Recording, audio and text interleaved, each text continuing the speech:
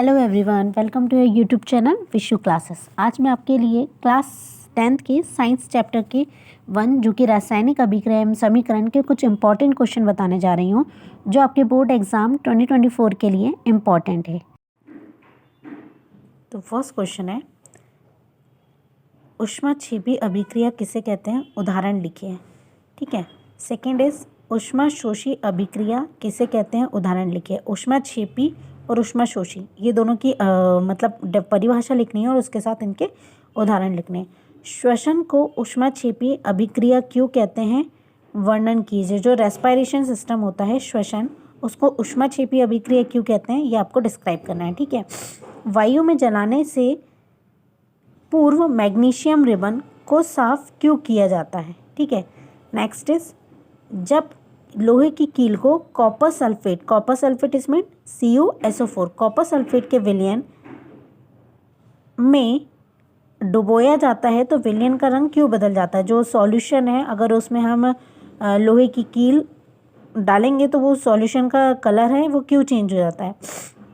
विकृत गंधिका किसे कहते हैं, उदाहरण लिखिए। ठीक है। संक्षारण को परिभाषित कीजिए तथा संक्षारण के सुरक्षा के 2 तरीके बताइए। संक्षारण इट मीन्स वो जो जंग लगना होता है उसको परिभाषित करना है। ठीक है। उपापचयन रेडॉक्स रिएक्शन जो होती है अभिक्रियाओं से आप क्या समझते हैं, उसके उदाहरण लिखिए। रेडॉक्स रिएक्शन होती है जैसे ऑक्सीडेशन और रिडक्शन, और जब ऑक्सीडेशन और रिडक्शन दोनों अभिक्रिया होती है तो उसको हम बोलते हैं रेडॉक्स। ठीक है। उसको उपापचयन, हिंदी में उसको कहते हैं उपापचयन। विस्थापन अभिक्रिया किसे कहते हैं, विस्थापन अभिक्रिया इट मीन्स डिस्प्लेसमेंट रिएक्शन। ठीक है। डिस्प्लेसमेंट है, सब्स्टिट्यूशन है। ठीक है। डबल डिस्प्लेसमेंट है। तेल एवं वसा युक्त पदार्थों को ऑक्सीजन से प्रभावित क्यों किया जाता है। जो आप देखते होंगे चिप्स के पैकेट्स रहते हैं उसमें कौन सी गैस फिल की जाती है। ठीक है। वो उसी से रिलेटेड ये क्वेश्चन है। लोहे की वस्तु को हम पेंट क्यों करते हैं, जंग से बचाने के लिए, तो वो उसी का आंसर इसमें लिखना है।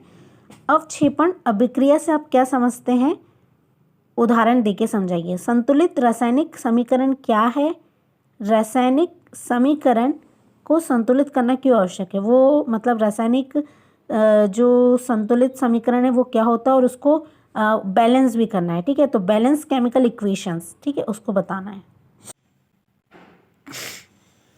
नेक्स्ट इज निम्न गैसों की पहचान के लिए परीक्षण कीजिए, जैसे CO2, SO2, O2 और H2। ठीक है। इनकी जो CO2 है, SO2 है और O2 है, H2 है, इन गैसों के परीक्षण के लिए कुछ पहचान के लिए कुछ रिएक्शंस होती है वो आपको करनी है। ठीक है। क्या होता है जब जिंक धातु का एक टुकड़ा कॉपर सल्फेट के विलयन में डालते हैं, तो ये आपको बतानी है, इसकी रिएक्शंस बतानी है कि क्या होता है। ठीक है। नेक्स्ट इज एल्यूमिनियम धातु का एक टुकड़ा तनु HCl हाइड्रोक्लोरिक अम्ल में डाला जाता है, इसकी भी रिएक्शंस बतानी है। सिल्वर धातु इट मीन्स Ag सिल्वर धातु का एक टुकड़ा कॉपर सल्फेट CuSO4 विलयन में डाला जाता है। यदि अभिक्रिया होती है, मतलब ये जैसा फर्स्ट वाला, सेकंड वाला, थर्ड वाला, अगर इनमें कुछ भी अभिक्रिया होती है तो उस अभिक्रिया को आपको करना है और उसका संतुलित रासायनिक समीकरण भी लिखना है, मतलब उसको बैलेंस करना है, जैसे लेफ्ट हैंड साइड और राइट हैंड साइड। ठीक है। दो साइड होते हैं, एक लेफ्ट हैंड साइड होता है और equals to right hand side. ठीक है। तो ये क्या होता है, अगर लेफ्ट हैंड साइड में जितने हमारे मॉलिक्यूल्स हैं, जितने अणु हैं, और राइट हैंड साइड में जितने हमारे अणु हैं, वो दोनों क्या होने चाहिए, इक्वल होना चाहिए। ठीक है। नेक्स्ट इज निम्नलिखित रासायनिक अभिक्रियाओं को संतुलित समीकरण लिखिए तथा प्रत्येक स्थिति में अभिक्रिया का प्रकार बताइए। मतलब आपको ये चीज़ पढ़ के, ये लाइन पढ़ के आपको रासायनिक अभिक्रिया लिखनी है और उसको बैलेंस भी करना है। ठीक है। Nitrogen gas N2 hydrogen gas S2 के साथ उत्प्रेरक की उपस्थिति में, किसी कैटेलिस्ट की उपस्थिति में, प्रेजेंस में 773 केल्विन तापक्रम मतलब टेम्परेचर पर अभिक्रिया करके अमोनिया गैस बनाती है। अमोनिया मतलब NH3। ठीक है, आपको इसकी क्या करनी है, समीकरण बनाना है और समीकरण को लेफ्ट हैंड साइड और राइट हैंड साइड दोनों क्या करना है, बैलेंस करना है। नेक्स्ट इज सोडियम हाइड्रोक्साइड विलयन को एसिटिक एसिड से अभिक्रिया करके सोडियम एसीटेट एवं जल बनाना है। ठीक है, हम लेफ्ट हैंड साइड में लेंगे sodium hydroxide plus acetic acid और एरो इट मीन्स इक्वल में राइट हैंड साइड में हमें क्या मिलना चाहिए, सोडियम एसीटेट और जल। उन दोनों को क्या होना चाहिए, उन दोनों के अणु आपस में क्या होना चाहिए, बैलेंस होना चाहिए। नेक्स्ट इज एथेनॉल को एथेनोइक अम्ल के साथ सांद्र मतलब कंसंट्रेट H2SO4 सल्फ्यूरिक एसिड की उपस्थिति में गर्म करना। उसको आप क्या करोगे, हीट करोगे। और निम्न गैसों की पहचान के लिए परीक्षण कीजिए, जो कि हमने पहले देख लिया था। एक CO2 का परीक्षण करना है, एक SO2 का, एक O2 का और एक S2 का।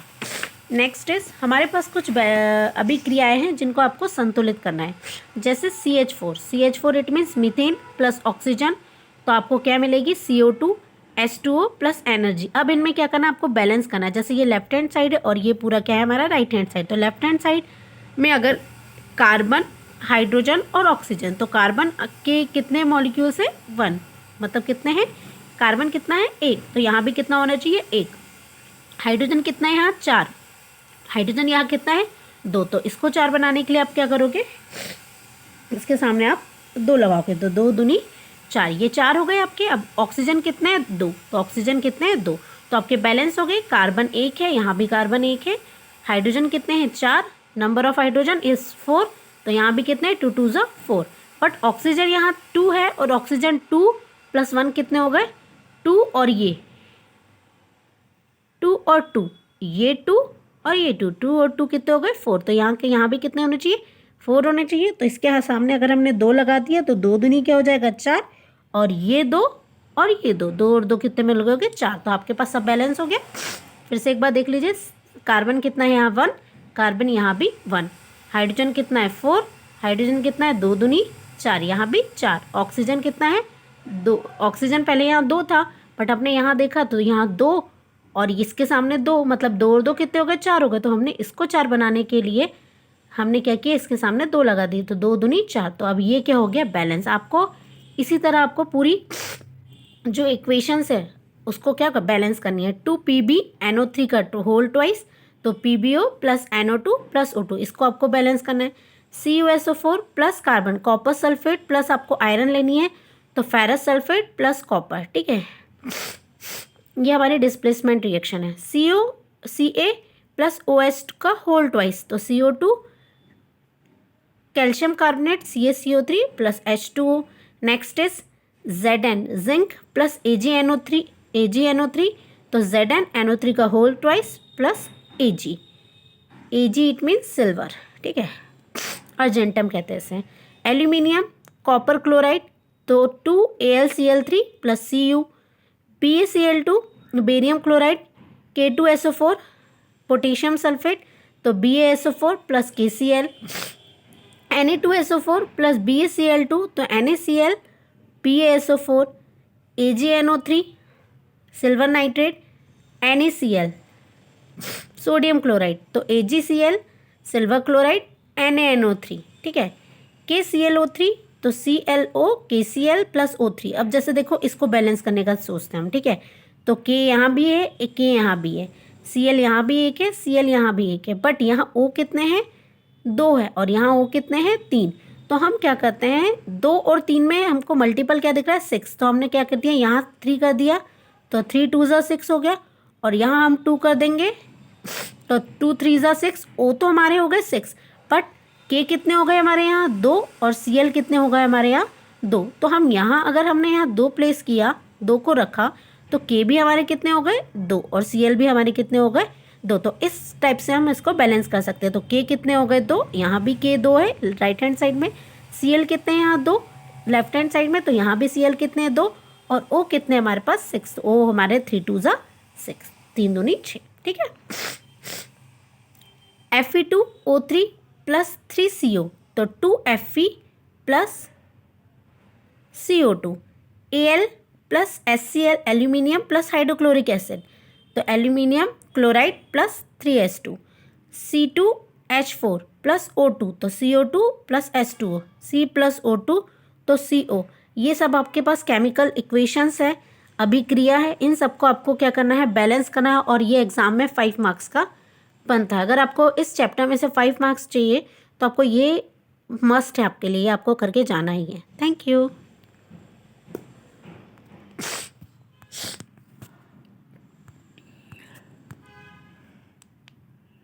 से ही चैप्टर वाइज मैं कुछ क्वेश्चन आंसर लाते रहूँगी। अभी चैप्टर नंबर फर्स्ट का है, ऐसे ही कंटिन्यू में chapter number second, third continuous ये सीरीज चलते जाएगी जब तक आपका एग्ज़ाम ना हो जाए। ठीक है, अगर इस चैप्टर नंबर फर्स्ट और जितने भी चैप्टर्स में आपको लेके आऊँगी उसके इंपॉर्टेंट क्वेश्चन, अगर उसके आंसर आपको चाहिए होंगे तो आप प्लीज़ कमेंट बॉक्स में कमेंट करिए। Thank you.